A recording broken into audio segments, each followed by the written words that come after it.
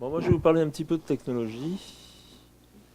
Et je vais surtout vous faire un petit historique, en fait. Moi, je dirige une unité de recherche en œnologie, donc de technologie pure. Je vais vous parler un petit peu de l'œnologie et surtout de l'évolution de l'œnologie sur, on va dire, 40 ans, pour vous expliquer, mais rapidement, en 3 diapos, ça va aller vite, pour vous expliquer un petit peu rapidement comment certains paradigmes ont guidé la recherche et continuent à la guider aujourd'hui dans le domaine. C'est quoi l'œnologie? Enfin, pour ceux qui connaissent, vous buvez tous du vin, j'espère, mais en tout cas, l'œnologie, c'est essentiellement la science de l'extraction des composés d'intérêt dans la pellicule. C'est simple à dire comme ça, mais ça veut dire que ce qui est le plus intéressant dans un grain de raisin, c'est dans la pellicule. Donc le problème, depuis tout temps, et ça vous le savez, je crois qu'il y a même une petite photo, les Égyptiens savaient déjà le faire.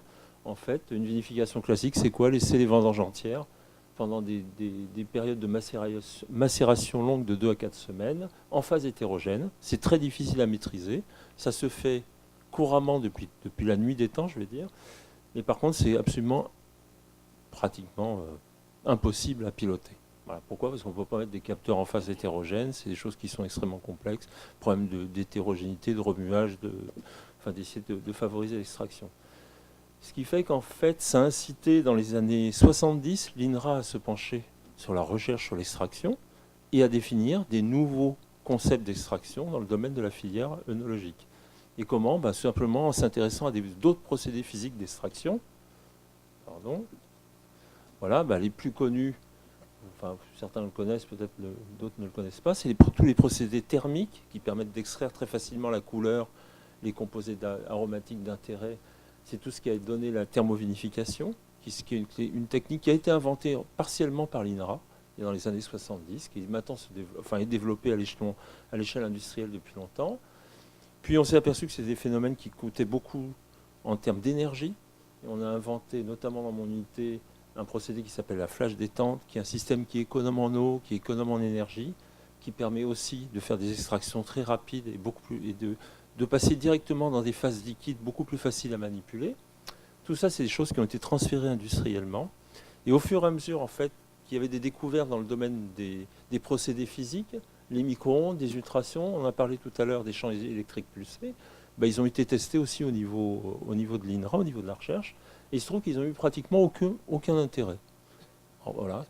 On aurait pu penser que les micro-ondes qui sont rentrées dans le domaine commun pouvaient être intéressantes au niveau industriel. Ça n'a pas du tout abouti. Pourquoi? Parce que les énergies à fournir à la matière nécessitaient des systèmes électriques absolument monstrueux.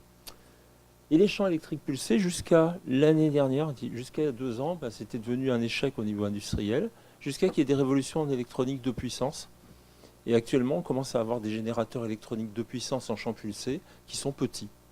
Donc on commence à envisager une désindustrialisation à l'échelle de grosses unités, mais également vers des petites caves, des choses qui pourraient être transférées plus facilement dans les caves.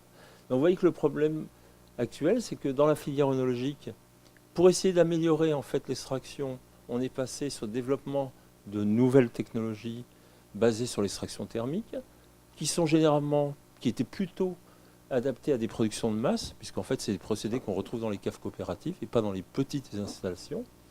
Et alors j'ai mis mais reconnaissable au niveau organoleptique. Pourquoi? Parce que tous ces procédés thermiques ont tendance en fait à uniformiser un petit peu le type d'arôme, même si c'est des arômes que vous aimez, vous, dans le vin. Enfin, je pense que vous en connaissez beaucoup. Un bon œnologue, en fait, il les reconnaît tout de suite du premier coup. Et ça veut dire qu'on a eu tendance à libérer sur le marché des choses qui étaient plutôt standardisées. Bon, mais ça a fait quand même le développement de la filière pendant longtemps. Aujourd'hui, on se retrouve devant un nouveau paradigme. C'est que, vous savez qu'il y a des problèmes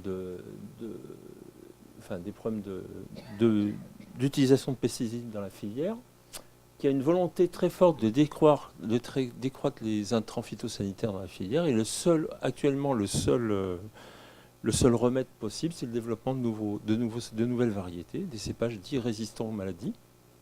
Actuellement, il y en a un foisonnement, ça commence à se développer. Il faut voir dans les 10 prochaines années, vous allez en voir plein qui vont se développer.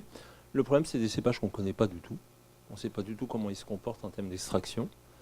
Et on voit bien qu'en fait, il y a une diversification là, très forte des matières premières. C'est ce que disait Gilles il y a 2 minutes. Et ça change complètement le paradigme. Ça veut dire qu'on ne va pas pouvoir tout de suite utiliser des process de thermovinification, de flash détente sur des usines, enfin des systèmes assez gros, sur des matières premières qui sont très peu disponibles aujourd'hui. Donc il faut tout repenser en termes de création et de sélection de ces variétés.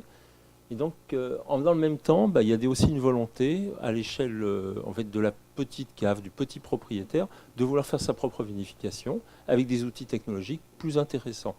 Ce qui nous a lancé depuis maintenant 6 mois, de développer un nouveau système. C'est un système de mini-vinification qui revient exactement à ce qu'on faisait antérieurement, mais à le robotiser.